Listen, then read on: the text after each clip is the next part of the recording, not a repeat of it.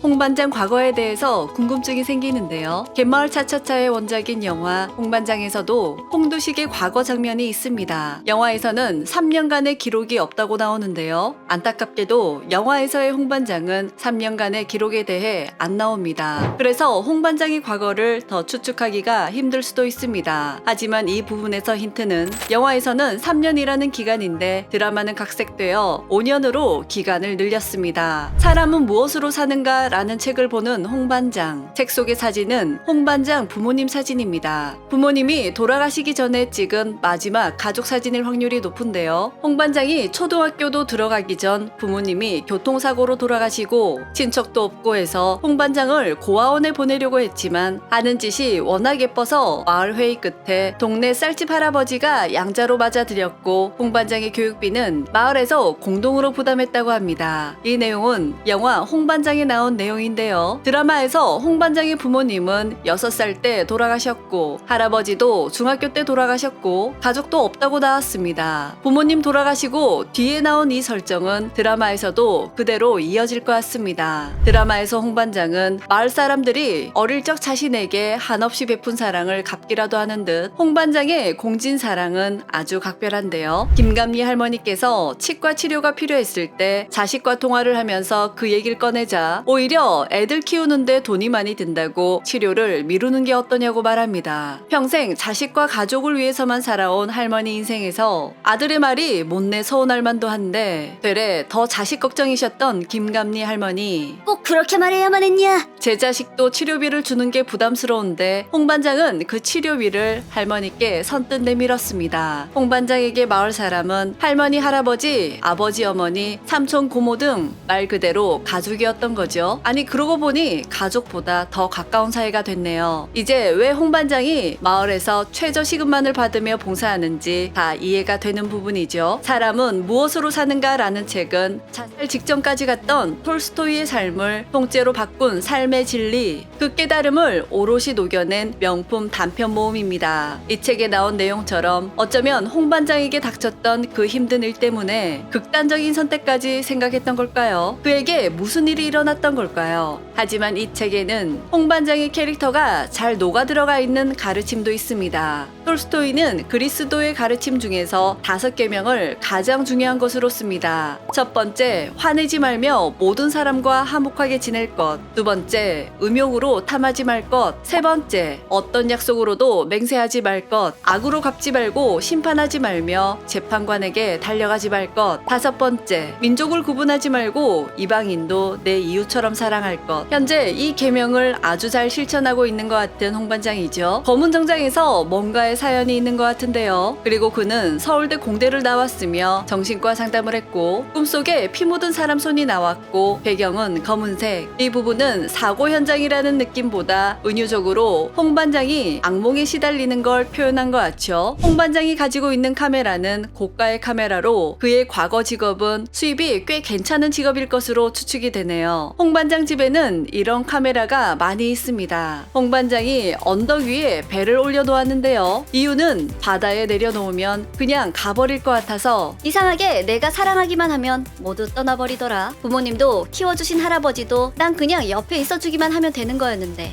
라고 하는데요. 이 부분도 홍 반장의 과거에 중요한 힌트가 될 것 같습니다. 그리고 홍 반장은 최저 시급으로 마을 사람들을 도와주지만 쉴 때는 어떤 부탁도 거절을 하며 확실하게 쉽니다. 종합한 걸 가지고 추측을 해보자면 과거 홍 반장의 직업은 수입이 높은 직업이었으며 대학교 혹은 직장에 다니면서 친해진 사람이 있었고 홍 반장에게 뭔가를 부탁했을 것 같습니다. 홍 반장은 자신의 일도 많았지만 친한 사람의 부탁이라서 잠을 줄여가며 그 사람의 일을 무리하게 도와주었고 그때 누군가가 뭔가의 사고를 당한 게 아닐까요? 그래서 홍 반장은 마을 사람들을 도와주면서도 자신이 쉴 때는 확실하게 쉬는 거겠죠. 쉬지도 못하고 도움을 계속해서 준다면 오히려 사고가 나거나 피해를 줄 수도 있으니까요. 검은색 정장은 그때 그 사람에게 받은 것 같은데요. 검은 정장은 왠지 그 당시 홍 반장의 여자친구가 사준 거고 사고 당한 사람도 홍 반장의 여자친구일 것 같은데 꿈에선 홍 반장의 뒤를 잡는 손이 왠지 남자 손인 것 같아서 친구 혹은 직장 동료라고 표현했습니다. 한 가지 분명한 건 악몽을 꾼 다음 홍 반장은 일어나서 약을 약을 먹었습니다. 하지만 같은 악몽을 꾼 홍반장은 옆에서 잠든 윤혜진을 보며 약을 먹지 않고도 꿀잠이 들었는데요. 윤혜진이 공진에 정착하는데 홍반장이 많은 도움을 주었는데 윤혜진은 홍반장의 마음을 치유하는데 도움을 많이 줄 것 같죠. 서로 보완하는 환상 케미의 식혜 커플입니다. 홍반장의 아픈 과거사가 어떻게 나올지도 무척 궁금하지만 악몽으로부터 벗어나 그녀의 품에서 쉴 수 있는 장면도 무척 기대되네요. 여러분은 어떻게 생각하시는지 함께 의견 나눠주시길 바랍니다. 이상 두중이는 다음 영상으로 만나요. 그럼 안녕!